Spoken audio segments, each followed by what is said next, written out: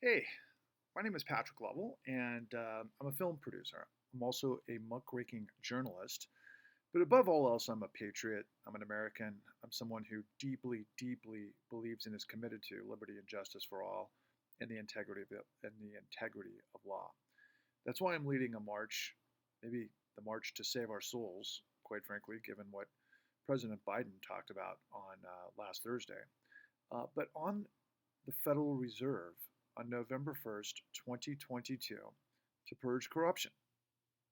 So, how did I get here? How did we all get here? Well, yesterday is an extension of what happened the day before, and so on and so forth, all the way to the very beginning of your life, right? And in my life and in my world, I was somewhat forced, I don't want to call it be reborn. I was forced into a situation because of all that made me what I am before this tragic event happened. Um, I was forced to pursue the light of truth, the pursuit of knowledge, and understanding of what actually made the world that I lived in.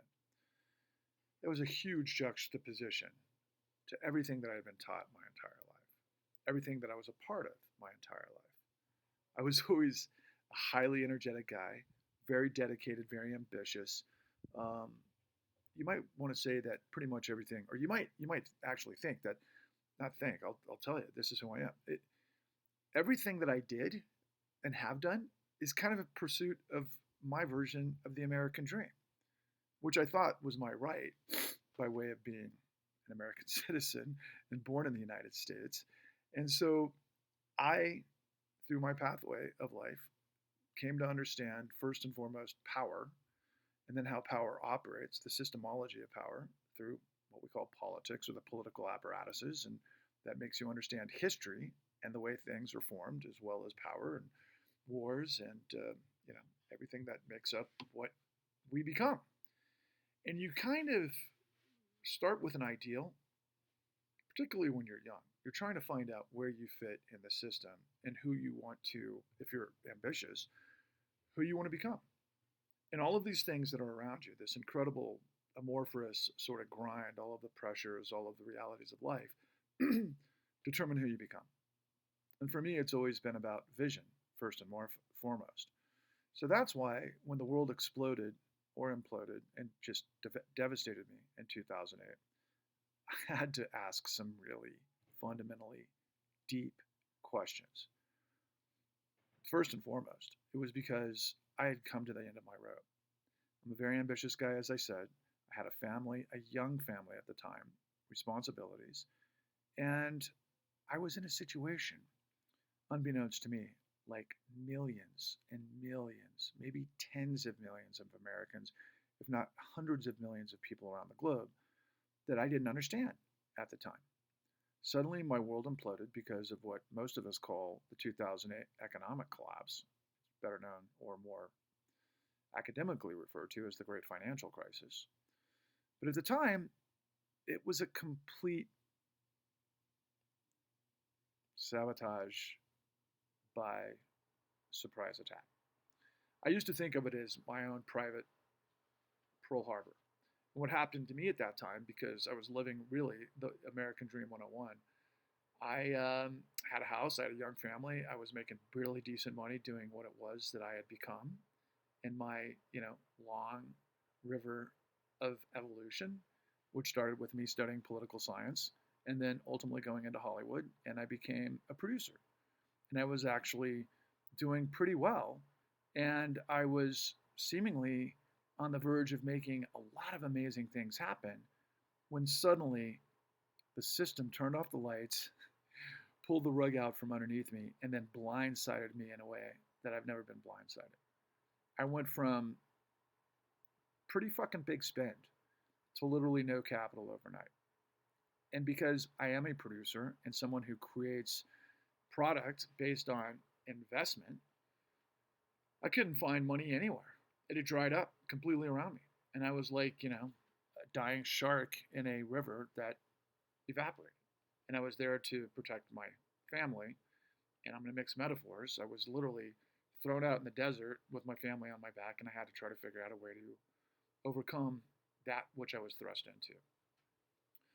And because I am a producer, eventually I found my way to asking the right questions. And because I am a producer, I know how to put deals together. And because I am a producer, I kind of knew what I wanted because I had the vision, but it was much, shall we say, smaller than what I ultimately came to learn.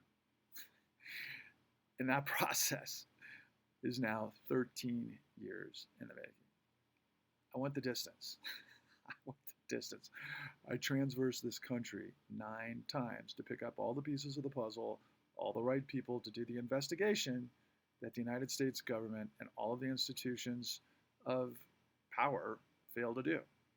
And those institutions of power include everything that our society depends on to function.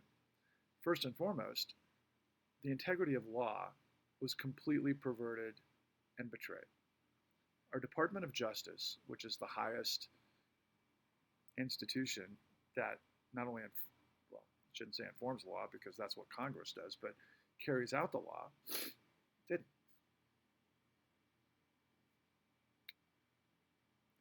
The Department of Justice, under then President Barack Obama, allowed then Attorney General Eric Holder and his Assistant Attorney General Lanny Breuer to betray the United States in ways that are unfathomable. What did they do?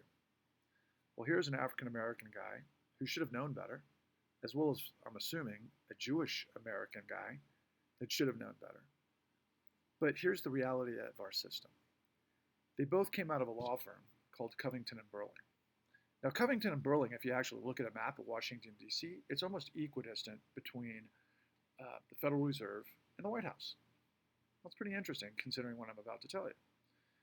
So, Covington and Burling's clients included not only putting together, for example, MERS, the Mortgage Electronic Registration System, but they also wound up representing some of the largest financial behemoths that exist. Goldman Sachs, BlackRock, Bank of America, I believe Chase, and a whole handful of other huge financial systems that we ended up referring to as too big to fail, including HSBC and I believe UBS, amongst others.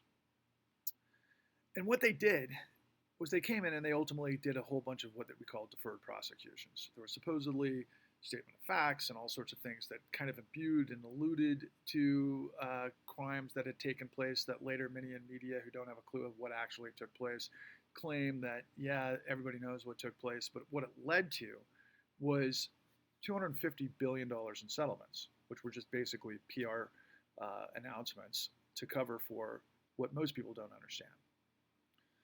When the economy blew up in 2008 and destroyed me, it was predicated on a pipeline of fraud. Now, fraud is illegal theft by deception, which is a crime. And in most cases, it's a felony. And in this particular case, it's the largest criminal conspiracy and cover-up in history. That never ended. But what happened is because this mammoth train wreck grew out of control, kind of like what happens when you have a tumor. And that tumor metastasizes and then takes over the entire body. And then whoever has that cancer dies. Or any other disease that works in a similar manner. That's what happened with the financial rot of this system that became a criminal enterprise. And as a producer in pursuit of the truth, it took me 13 years to pull all of the strings together to find out exactly what took place. Put all the pieces together. You can find it at www.thecon.tv.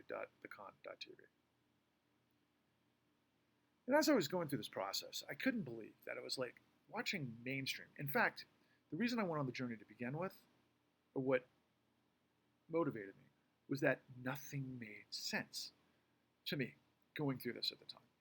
What I was dealing with as I was going through the whole foreclosure process that threw my world upside down was I was dealing with what they call servicers. And servicers in this whole routine were lying to me. They were fucking up paperwork. They were doing things that I could recognize as a business guy, were completely underhanded, and it didn't make sense. But it didn't make sense to the point that it actually seemed like it was actually engineered that way. And so I started asking these questions, and I found the investment to be able to go try to answer these questions.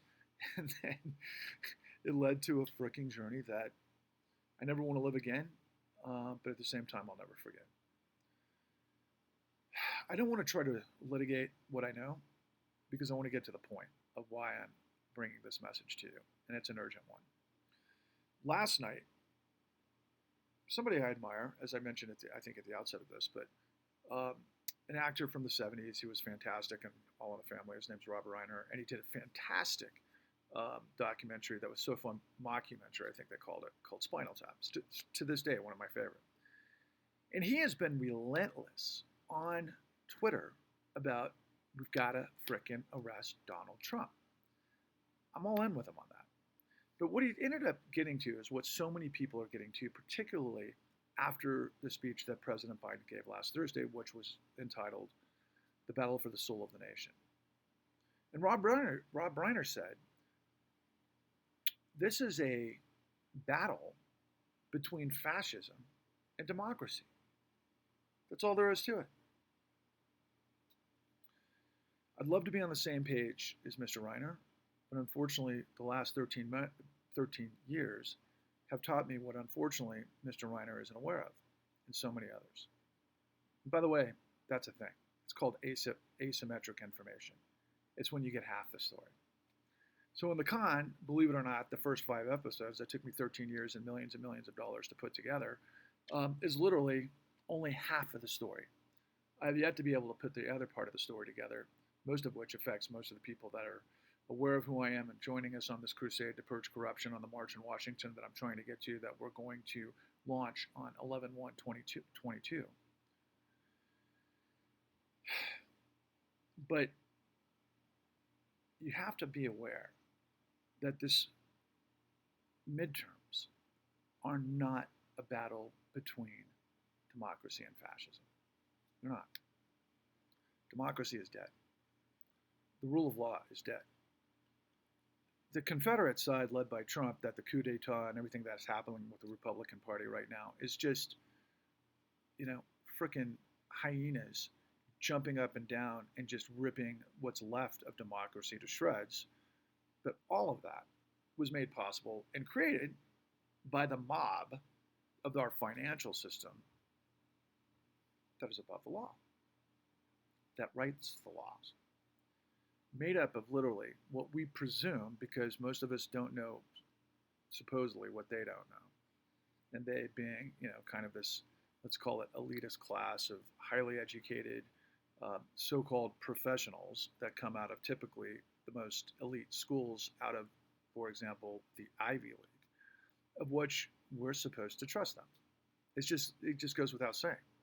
It's like we get on a plane, and I've said this a million times, if you pay attention to our truth bombs, and you expect the pilot to know how to fly, or the plane to work, because the mechanics and the engineers already did a walkthrough, and that everybody that's involved with that operation is intent, and also tied to, by the way, because they're in the same plane with you, the outcome of arriving somewhere safely.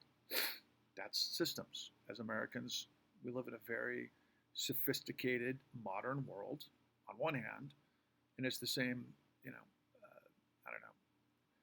ridiculous disaster that mankind has always created at the same time.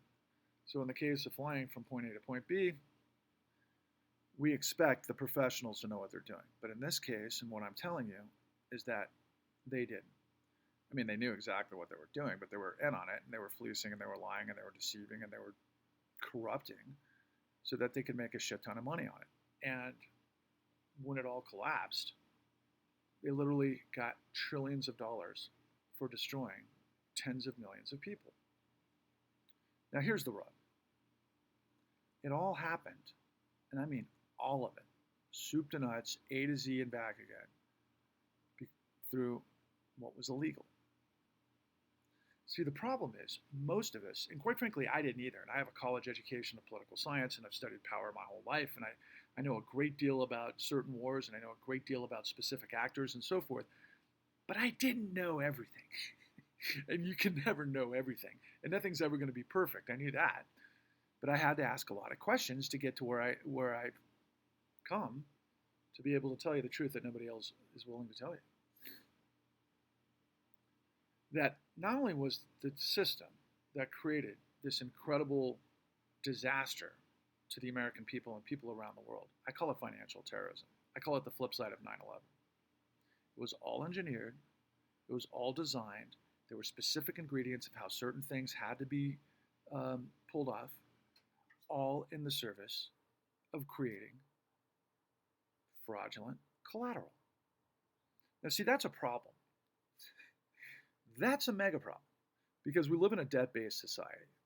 And pretty much everything we do to be able to finance whatever the scenario is going to be. You have a factory and you make planes, that's all real, right? And that's collateral that you loan against. Not to mention, of course, those who do the underwriting to do those types of loans can see by who's in charge and what they do that they're capable of flying the plane, so therefore they get the benefit of the doubt and can borrow money. That's the idea of a debt-based society. But it becomes very problematic if there's no collateral, or if the collateral that we're supposedly loaning against is a lie. So in 2008, after all of these systems basically pulled the wool over everyone's eyes and sold the American dream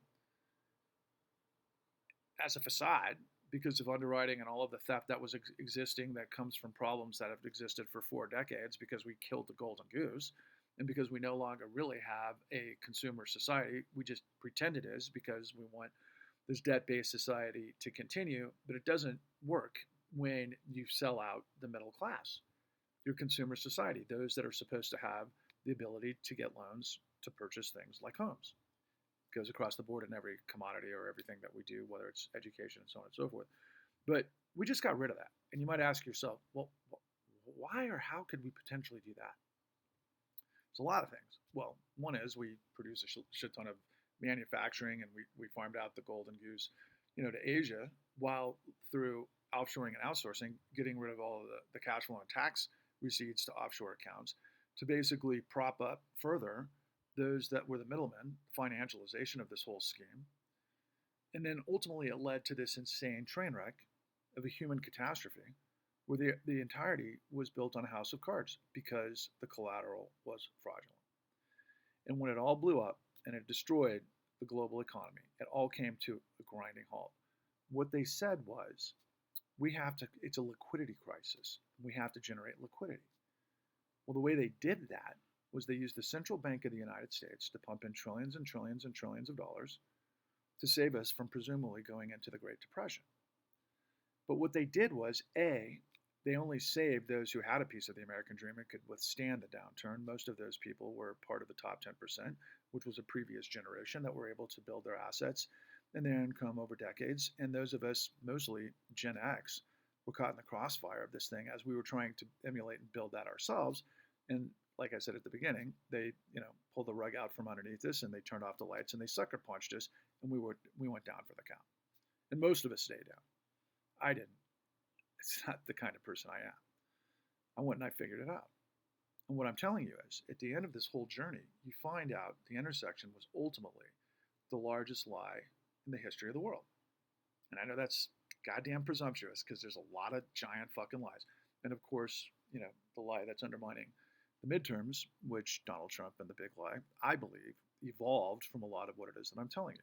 Particularly the documentation fabrication of electronic elector certifications that tried to steal the election. He learned that from a lot of the stuff that we show you in the con. But the grift, the ultimate fucking inside job.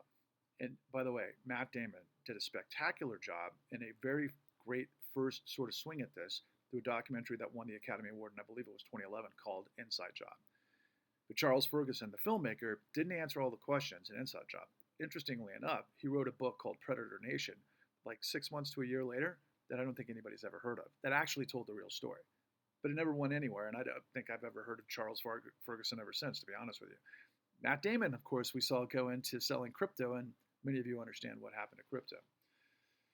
But in this particular situation in 2009, after the Federal Reserve had already gone through just Herculean moves to be able to try to prop up the economy starting, I believe it was in 2008. Yeah, it must have been 2008. I guess it was in March of 2008 before the actual collapse, what Lehman Brothers did to cascade the entire global economy. But there was another firm called Bear Stearns that collapsed, and the head of the Treasury met with the head of the Federal Reserve and also the bank of the head of the New York Federal Reserve, and they had to try to come up with a solution to Bear Stearns melting down because they knew what was coming. They were thinking about the collateral consequences and the downstream effects of derivatives at the time. And so what happened is they ultimately might be sort of getting the dates wrong in terms of the actual details, but that was the first step. And what happened was they pulled off what was called Maiden Lane. And during Maiden Lane, they assigned a company that a lot more of us are aware of now than we were then, a company called BlackRock, to basically facilitate emergency lending from the Federal Reserve.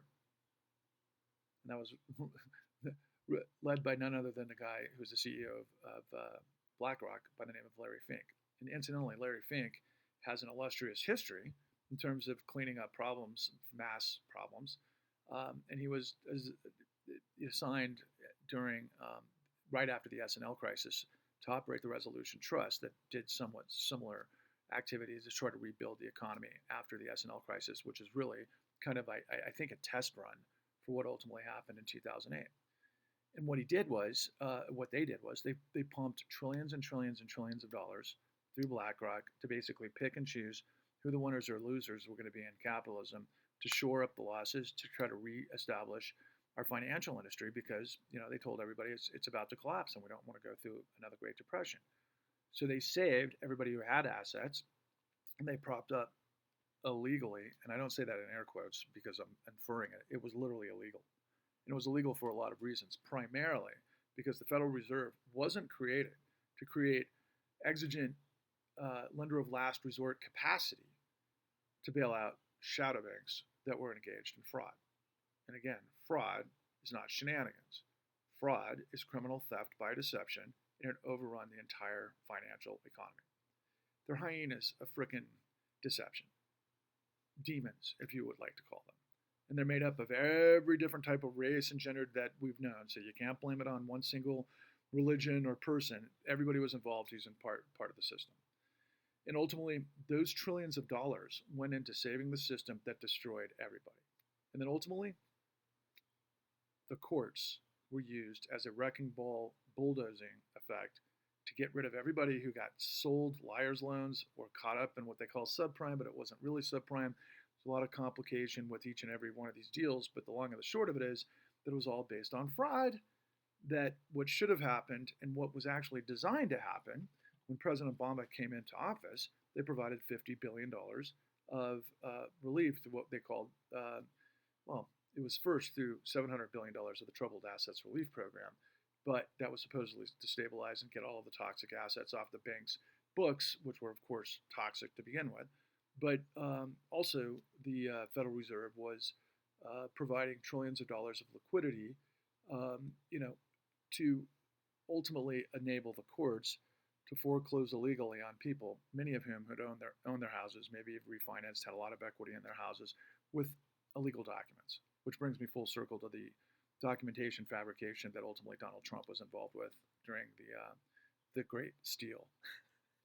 You can't make up Donald Trump. Donald Trump is ultimately the Joker. He's an expression of Gotham. He's the ultimate expression for what our system is. He's gotten away with financial fraud for his entire career, and then he pulled off a coup d'état, a Confederate coup d'état, or at least had a lot of help from a lot of people that nobody's talking about in mainstream media. But the long and the short of it is that now we're at this intersection where we have these midterms that are supposedly fascism versus financial fascism. Fascism versus democracy. We don't have democracy. It's financial fascism. Okay? I call it corporate fascism undergirded by a criminal syndicate. They're above the law. They make the law. They've created it for themselves. They destroyed tens of millions of Americans, and then that led to this bullshit that's going on to where it's like a sleight of hand, smoke and mirrors trick where all of you who aren't informed then have to battle about, okay, is it capitalism, is it communism, are we going to be fascist? You basically, when you have corruption, and this is the end of all empires, you end up creating chaos. And these guys are just hanging on by their fingertips as long as they can continue to basically, pull the wool over your eyes while you don't see what's going on. It's sleight of hand behind the scenes.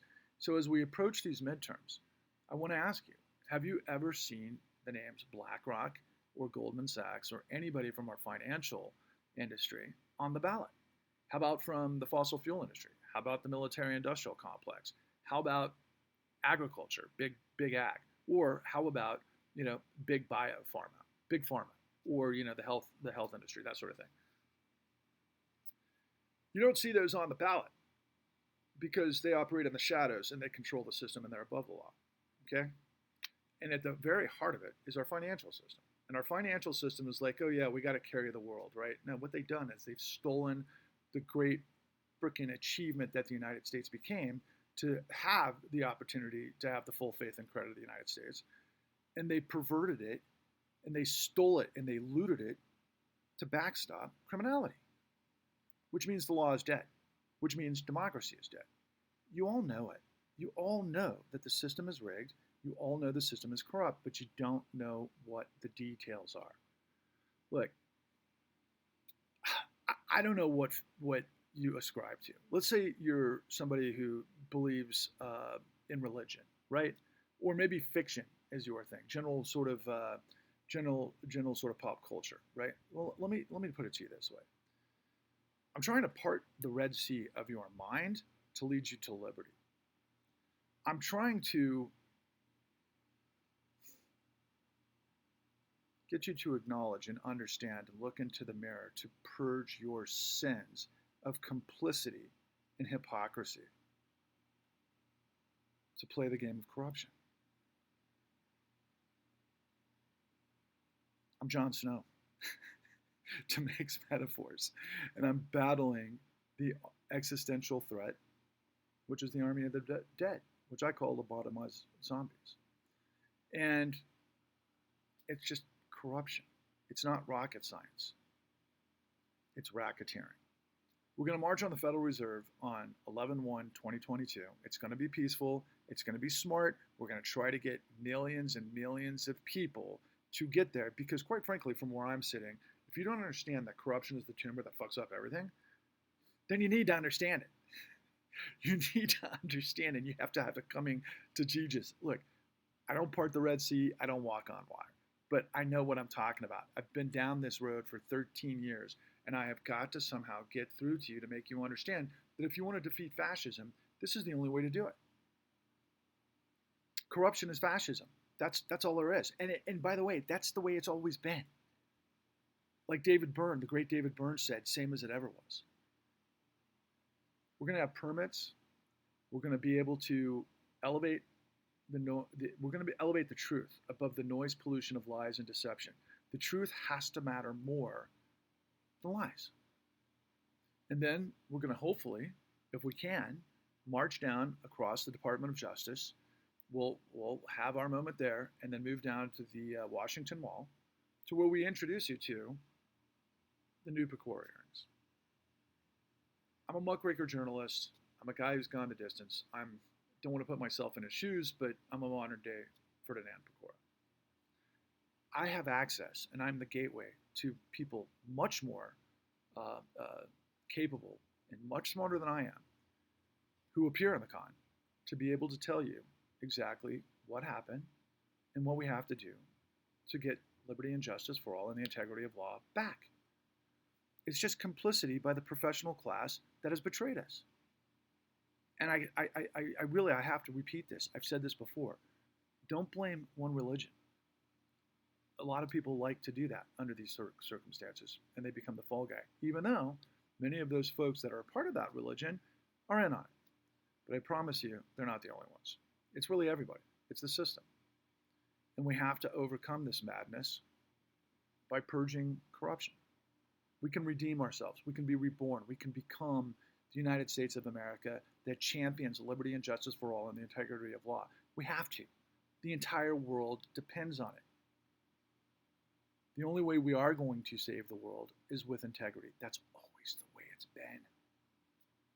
This Game of Thrones with all of these bad actors who would lie, steal, and cheat, deceit, steal, kill, do whatever they've got to do to get their piece of the pie and control it for everybody else, that's not America. Those people should go to jail in America. They don't. They pay the law to make sure that they stay on top, and the Federal Reserve gives them all the loot because they're all in on it.